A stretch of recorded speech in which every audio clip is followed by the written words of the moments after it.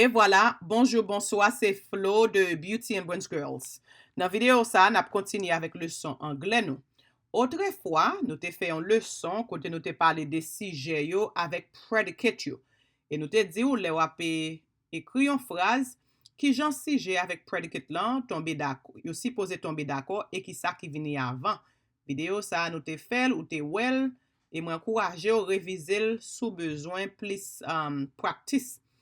N'a continué avec ça n'a appelé parts of speech parce que là n'a pas écrit une phrase toute bagay supposé là n'a parlé ou bien dit une phrase ou bien expliquer un bagay verbe yo predicate yo supposé tomber d'accord et dans vidéo aujourd'hui objectif leçon c'est pas predicate yo c'est pas sujet yo parce que nous te fait yo déjà mais nous pourrons parler de nouns proper nouns OK dans l'autre vidéo nous pourrons parler plus sur l'autre bagay yo but dans la vidéo aujourd'hui, elle a concentré seulement sur nouns yo avec proper nouns yo.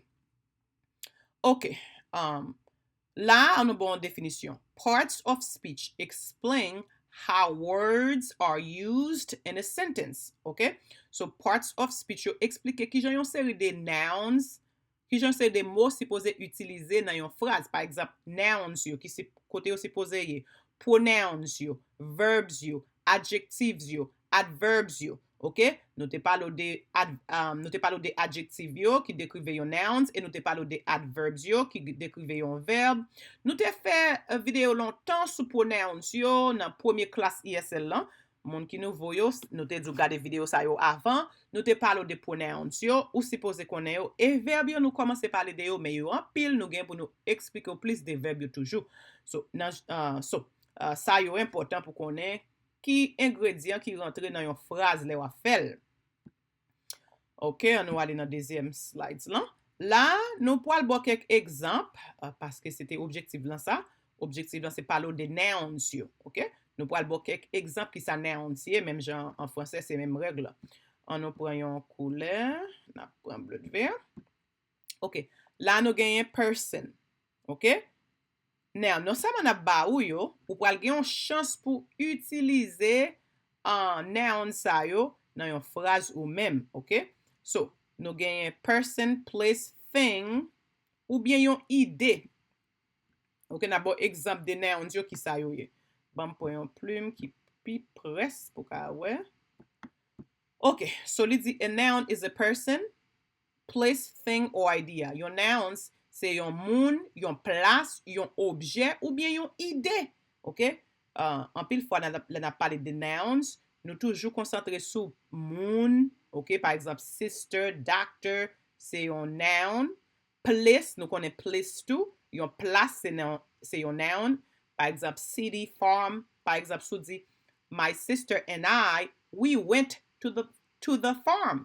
OK? So, sister, c'est yon noun. Et puis, farm, c'est un noun. So, dans une phrase, vous avez plusieurs nouns. Now, yon l'autre bagay encore parfois nous qu'on néglige, c'est que nouns yon pas nécessairement moun avec place, avec chose seulement. Mais yon ka yon idée tout. Ça nous relè yo abstract nouns. Abstract nouns, ça veut dire c'est pas un bagay qui concrète, qui yon ka wè, qui yon ka toucher. OK? On nous voit quelques exemples de nouns yo, et puis nous pourrons parler de abstract nouns yo après. On nous zoom pour qu'on voit bien. Là, nous dit yon noun, c'est yon moun, yon place, yon chose ou bien yon idée. Par exemple, sister, doctor, Julie, qui c'est non yon moun, Jose, qui c'est non yon moun, principal, qui c'est yon fonction, yon moun occupé. Tout ça, yo, c'est noun qui réfère de yon moun. Et puis, nous gagnons place tout, OK? City, farm, France, qui c'est yon pays, café, lake, area, OK? Tout ça, yo, c'est yon place. Par exemple, si vous prenez un côté, dans yon phrase, OK, ou gen doit citer, quand vous prenez ça, c'est yon noun tout. Nous pourrons parler tout qui j'en suppose écrit nouns yo. Et puis, thing, OK? Things, tant que lisa, téléphone, website, Coca-Cola, qui c'est un beverage qui ou boit, table, car, tout ça yo c'est nouns. Now, nouns gen doit idée tout, yon idée tout, OK? Par exemple, nous relè yo, tant comme dit tout à l'heure, t'aime souligner pour ka ouais, Nou rele yo, ban pou an lot couleur, peut-être mauve. Nou rele abstract noun sa yo. Nou rele noun sa yo abstract nouns. Yo pa concrete. Takou sister. Ou ka we, ou ka touche. Abstract nouns yo. Par exemple, on a parlé de honesty. Le yon moun honnête. Honesty. Ça, c'est un noun. Envy. Yon moun ki envieux. Quoi ça? Envieux ou bien? Envieux? Quoi c'est ça lié? Freedom. Ok. Faith. Courage. Faith. Tout ça yo, c'est nouns. Mais nous relè en anglais abstract nouns. Ok? Mais yo, moi souhaite nous prendre photo. Ou bien prendre quelques écrits yo. Parce que dans yon temps, moun ki nan Zoom yo, nous pou al gen yon chance pour nous utiliser ni noun sa yo, ni abstract noun sa yo, dans yon phrase pour nous ka parler anglais et puis exprimer nous correctement. Ok. Kon y a nous parler de plus nouns encore, on l'autre type de nouns. A noun is a person, ta kom de dit ale a, place, thing. Ki sa yon noun yi? Yon noun yi? Yon noun se yon moun, yon place, yon objet ou bien yon ide. Ok?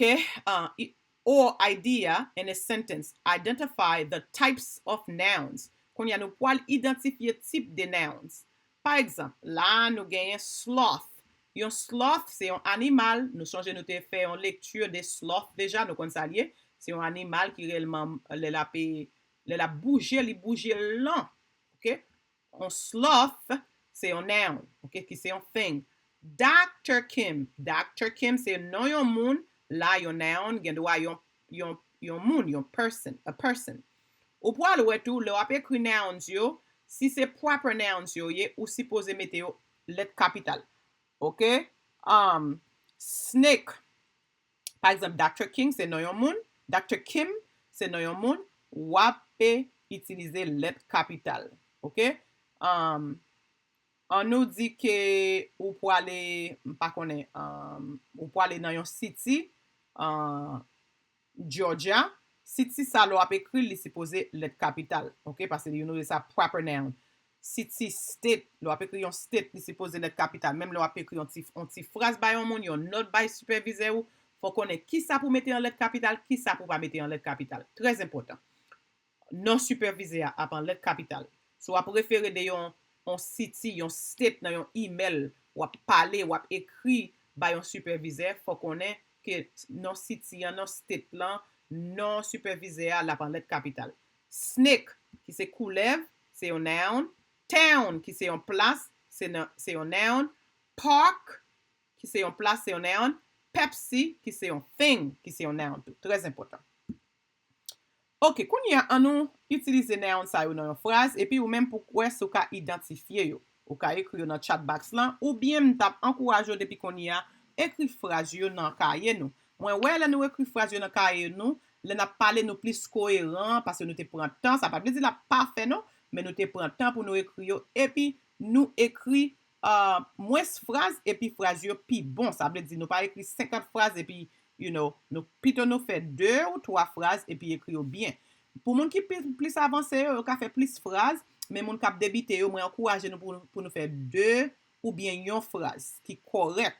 Et puis si gen erreur nap ede yo, nap fixe yo ensemble. Pour moun ki plus avancé yo gen doit fè plus phrases et puis moun kap fè debite yo, konsantre sou sa ou te apprendre. Make sure yo, lo ap ekri phrase lan, li gen yon noun, li gen un verbe, li gen adjective, ou bien, you know, li pa nesesèman bezon gen tout komponan yo, men fol gen noun lan, fol gen verbe lan, fol gen adjective lan, et même preposition, etc. Ok?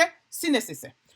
Alright, so élément apren yo, an emo, élément apren yo, fò utilize yo. Et mwen pil nan nou fè sa, gen kek nan nou kon rele, mdi flow, you know, mwen remen program lan, kon yam konen ki jan pou m'utilize tan pase yo, tan prezant yo, tan futur yo, plus gen confidence le m'a pale, yes, ça important, et ça encourage nous, parce que c'est ça, c'est avec ide ça même nous te fait programme là. Ok, an nou li phrase yo. La, li di, Rose learned Spanish in school. Ok, yo di, ki eski noun lan la? La ti phrase sa nou ka gen pil noun la dan. Ok, Rose en jaune, c'est yon noun. Spanish, c'est un noun. School, c'est un noun. Et puis, verbe là, c'est learned, qui c'est temps passé d'apprendre. OK? Ou elle gen id la donne, learned. OK? Là, nous gen she made dinner for my family. OK? Là, tout ka ou gen une préposition qui côté in school. Ou frère ça complet, li gen verbe, li gen noun li gen verbe li, et puis li gen une préposition. Li pa gen adjective ou bien adverbe, mais li gen une préposition. She made dinner for my family. Ou même tout pour utiliser phrase ça yo, oui. C'est ça que fait nous bon exemple et puis ou même on va faire phrase pa ou ka utiliser quelques nan mot ça yo pour ka faire phrase pa ou et puis ajouter mot pa ou, pas copier phrase yo. She made dinner for the family. OK? So là ou ka wè noun là, dinner c'est un noun, family c'est un noun et puis il a préféré des moun qui mettait qui fait dîner. OK? The teacher helped the student. OK? Teacher c'est un noun et puis student c'est un noun. The dog takes naps on the porch. OK? Chien te fait un petit sommeil, un petit sieste dans porch là. Porch là c'est galerie. OK? Galerie qui la caillou. OK? So là nous dog naps et puis porch c'est nouns yo. OK?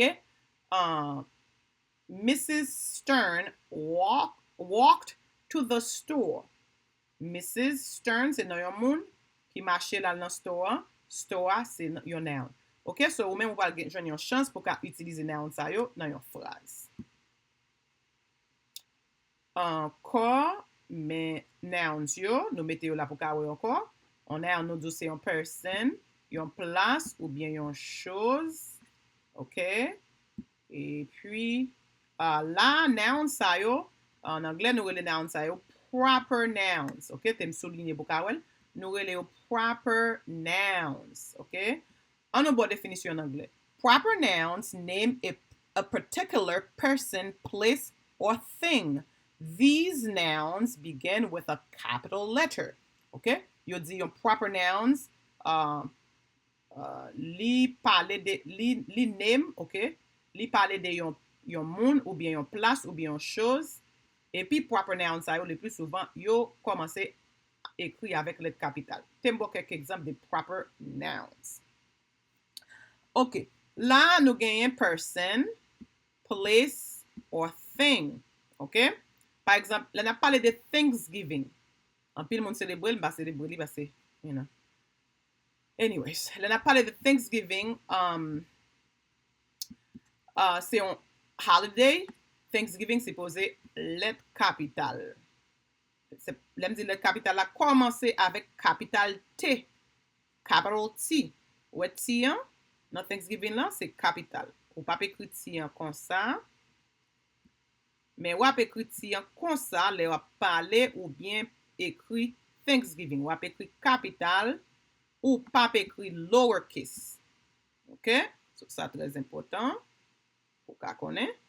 Et puis encore parfois tout yon produit, yon compagnie gagne Kleenex.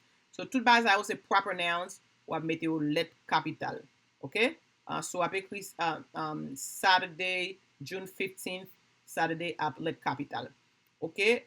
Thing en place par exemple so avec New York City, OK? N là c'est posé lettre capitale, Y là c'est posé lettre capitale, C là c'est posé lettre capitale dans New York City. Même bagay pour place ou bien avenue, yon adresse, yon rue. Fifth Avenue. OK, Fifth Avenue, c'est une rue très populaire en New York. So la Fifth et puis Avenue appelée capital. Palm Beach. Puis c'est c'est appelé capital et puis B appelé capital letter. OK? So non yo tout soit dit Walmart, tout bagay sa yo c'est posé le capital. Le capital. Person, non yon moun takou Jamie, Mr. McCall, Sean, Uncle Bob, Dr. Torres, tout ap let capital parce que nous relè yo proper nouns. OK, kon y a an nou montre yo proper nouns yo ki jan yo utilize nan phrase et puis ou même pour ka wè ki jan yo mette yo en lettre capitale. OK, dans phrase ça, ou pour wè proper nouns ou pour wè common noun, OK? Common nouns yo, nous pas mettre le capital là-dedans. Yo proper nouns yo, nous mettez le capital. Lewis writes poems about famous people in the United States. Proper nouns yo, c'est Lewis, ouais, le capital. People, li pas un proper noun. OK, c'est lowercase p. Et puis poems, li pas un proper noun, lowercase p. United States, c'est un proper noun où you le capital et puis s lan le capital. Nous gen pour parler plus de pronouns surtout malgré nous te wè yon pronouns nan fois ça, she made dinner for my family. Là ka wè dinner c'est noun lan et puis she c'est pronoun lan et puis family c'est noun lan. OK, so nous pourrons parler plus de proper nouns yo dans classe cap vini an. Là, objectif leçon jodi an, nous te parler seulement sous nouns. Et puis dans l'autre leçon cap vini, nous pourrons parler des pronouns, OK? Nous connaissons qui différence entre nouns avec pronouns parce que nous te fait déjà, mais nous pourrons réviser pronouns ça yo pour nous aborder toutes parts of speech yo. Parce que là n'a parlé des parts of speech, nous gagnons premièrement, nous gagnons nouns, parts of speech, nous gagnons nouns, nous gagnons pronouns, nous gagnons verbs yo, et puis nous gagnons adjectives, et puis nous gagnons adverbs. So, là, nous couvrons nouns. Jodi, hein, nous gagnons pour nous couvrir pronouns très bientôt, verbs yo, adjectives yo, et puis adverbs yo. Malgré nous te passé sur adjective avec adverb, so nous gagnons pour nous rentrer plus fond là-dedans. Merci, votre prochain.